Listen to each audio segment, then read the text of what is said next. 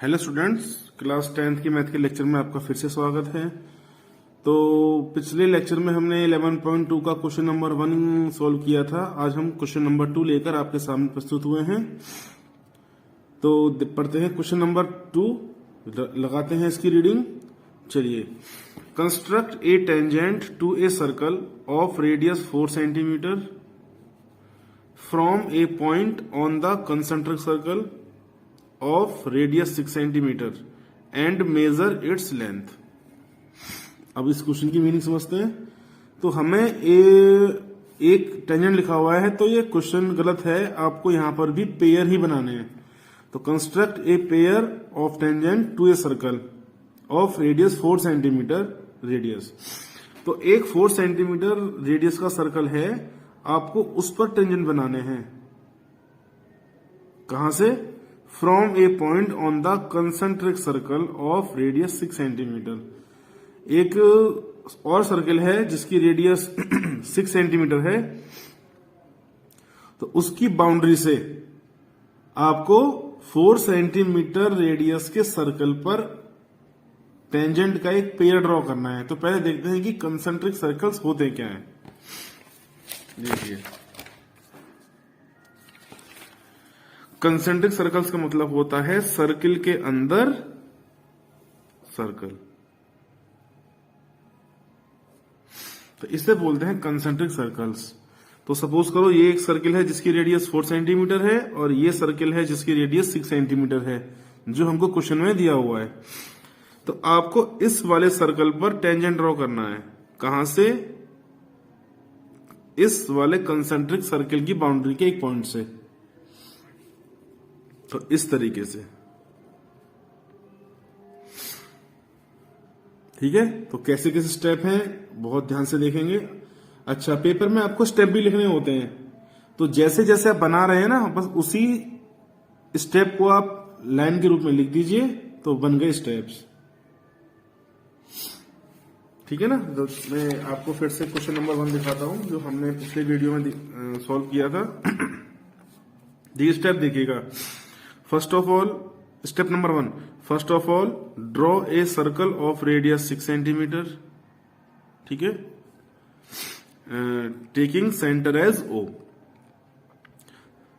Step number 2, take a point P from 10 centimetre distance from point O। Step number 3, bisect the line PO and mark the middle point as M.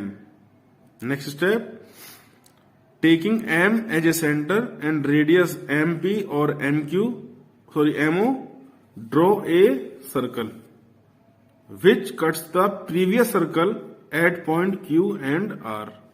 ठीक है, ये R point था, ये Q point था। Next, join P and Q and P and R, which is the required tangents. ये हो गए आपके स्टेप। ठीक है, तो इसी तरीके से आप किसी भी क्वेश्चन के स्टेप को लिख सकते हैं। चलिए, तो जो हमारा सेकंड क्वेश्चन था उसको स्टार्ट करते हैं। तो सबसे पहले हम 2 सर्किल बनाएंगे, एक छोटा और एक बड़ा।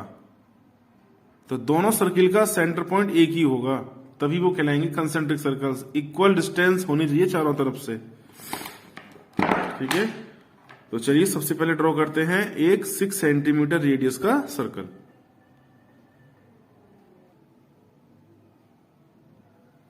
तो ये हो गया 6 सेंटीमीटर रेडियस का एक सर्कल। अब इसके अंदर बनाएंगे हम 4 सेंटीमीटर रेडियस का एक और सर्कल। तो मैंने देखिए कंपास में 4 सेंटीमीटर की रेडियस भर ली है। इसी पॉइंट को हम सेंटर लेंगे और 4 सेंटीमीटर रेडियस का एक सर्किल। अच्छा, ये ध्यान रखिएगा कंपास को कैसे पकड़ा जाए। आपको कंपास का ये वाला पार्ट पकड़ना है, केवल ऐसे नहीं, ऐसे गलत है। आपको ये इसका पार्ट पकड़ना है, सबसे टॉप पार्ट, ताकि आपकी कंपास हिले ना। ये देखिए, तो बाहर का सर्किल है 6 सेंटीमीटर रेडियस का और अंदर का सर्किल है 4 सेंटीमीटर रेडियस का। ठीक है, अब यहां से कुछ कुछ ये क्वेश्चन नंबर 1 की तरह स्टार्ट होगा। क्या करेंगे अब हम अगले स्टेप में? अब हम क्या करेंगे, इस पॉइंट से जो हमारा सेंटर पॉइंट था हमने इसको नाम दिया O। तो अब इस O पॉइंट से एकदम सीधी लाइन ड्रॉ करेंगे, कहां तक? बाहर वाले सर्किल तक।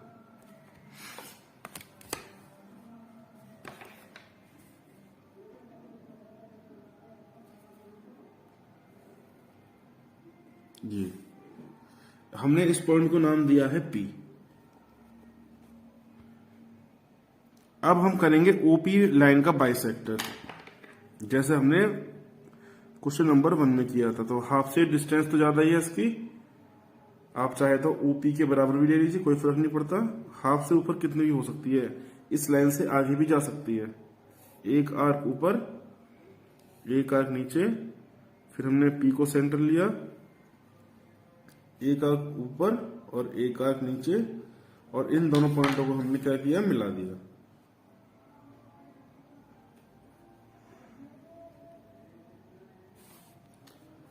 अब हम इस पॉइंट को नाम M दे दें। अब हम MO या MP की रेडियस कंपास में लेंगे, M को सेंटर लेंगे और एक सर्कल बना देंगे।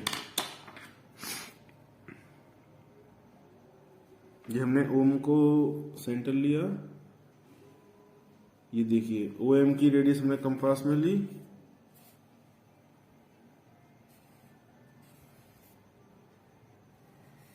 एक सर्कल ड्रॉ किया।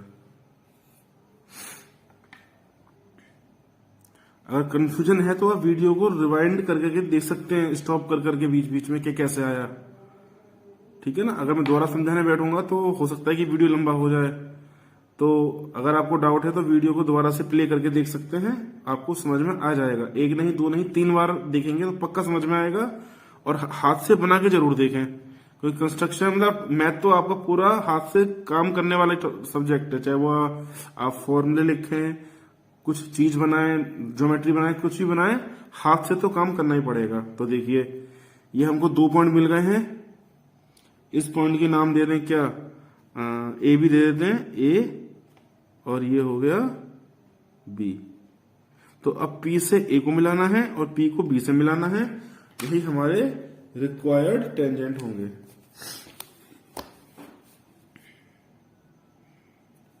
और आगे तक नहीं ले जाना है, केवल P to A he line draw करनी है इस तरीके से।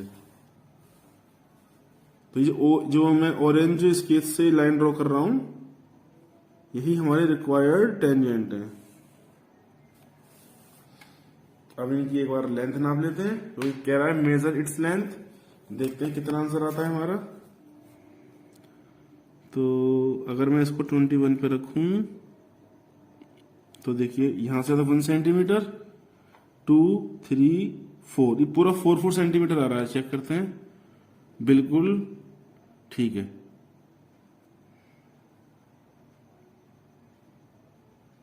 ठीक है, 4 सेंटीमीटर आया।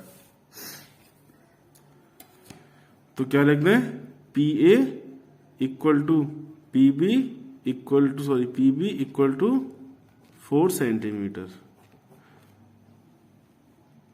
तो आपका 4.2 भी आता है तो भी चल जाएगा, 3.9 आता है तो भी चल जाएगा, क्योंकि हाथ से ड्रॉ कर रहे हैं तो एक्यूरेसी डिपेंड करती है आपकी हाथ की सफाई पे।